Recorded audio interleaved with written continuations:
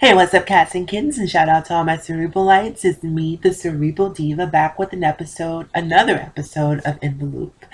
In today's episode of In the Loop, we're going to talk about the legendary, the iconic, the highly underrated Janet Jackson. Miss Jackson, if you're nasty. So it looks like once again happiness has eluded Janet. Her happily ever after is no longer ever after.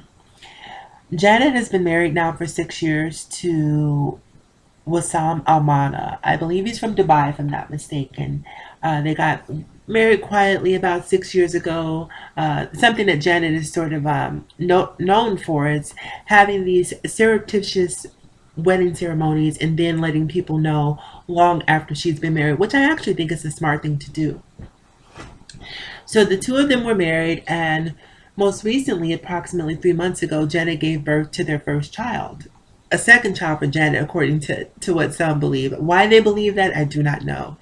But Janet gave birth to her first child, and it looks like Janet has had enough and she's ready to go. Now, Janet released her latest album, Unbreakable, probably about a year ago. That's a rough estimate, maybe a year and change.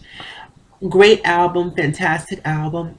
But if you're a diehard Janet fan like myself, one of those people who grew up listening to Janet, you know that the visuals for this album were completely different from past Janet projects. Now, when the first video, No Sleep, came out for the Janet album, the Unbreakable album, I remember as a fan watching that video and saying, okay, I like the vibe of it. I like the styling of Janet, but there was just a certain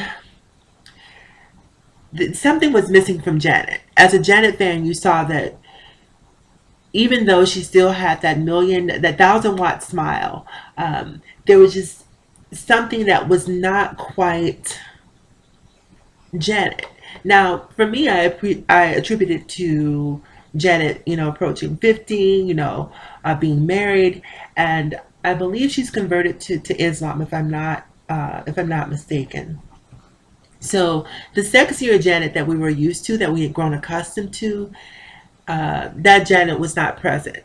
And while she still maintained a sex appeal, it wasn't overtly sexy as we've seen in the past. But I'd rather see Janet sort of tone it down some as she's getting older versus being like a Madonna trying too hard and trying to be provocative just for the sake of being provocative.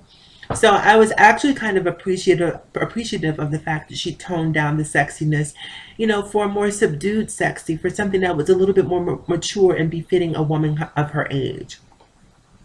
But I also have to admit, when I watched the video, I started to question myself, how much of this is Janet and how much of this is her husband? Um, Knowing that her husband is Muslim, we all know that Muslims can be pretty traditional, and they don't like anything overtly sexual, which is fine. I mean, to each their own. I don't necessarily take any issues with that whatsoever. But when you're a pop star like Janet, there is a certain expectation that's placed on you in terms of the overall visual that you deliver. And so for me, it wasn't just about the fact that she was presenting a more conservative Janet. It was also about the performances. The performances were more subdued. We're used to seeing Janet grab men out of the audience and do sort of these mock strip teases and a lot of the things that we've seen in the past. And so much of that was missing from the Janet of today. And I, for one, definitely made a connection or correlation between the subdued Janet and her being married to a Muslim guy. So now it appears that Janet has grown sick and tired of being controlled. Yes, the woman who made a song about control and being controlled at 19, at 50 is sort of having a renaissance moment, if you will, or a deja vu moment, if you will, where she's actually revisiting, that same theme where control and being controlled by a man in her life is something that she's no longer going to tolerate.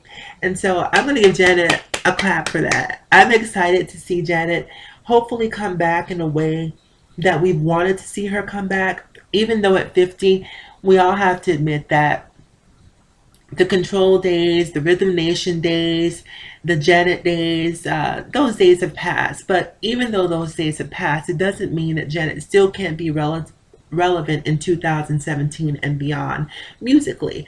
I'd love to see her take on some more action roles. I've always wanted, well, at 50, I'm not sure how practical it would be to see Janet take on a role in an action movie, but I've always thought Janet had an amazing body and she'd be great as a superhero or as a villain, but unfortunately, I never got to see that come into fruition. But now that Janet is single, now that she's sort of taking control of her career and her life all over again, maybe we'll see Janet return to the days of old to a slight degree. Like, I want to see a hybrid of the unbreakable Janet and, the Janet, where you see her being sexy, but you also see her being age appropriate. What I don't want is for her to try so hard to sort of turn back the hands of time that it winds up making her look older as opposed to making her relevant.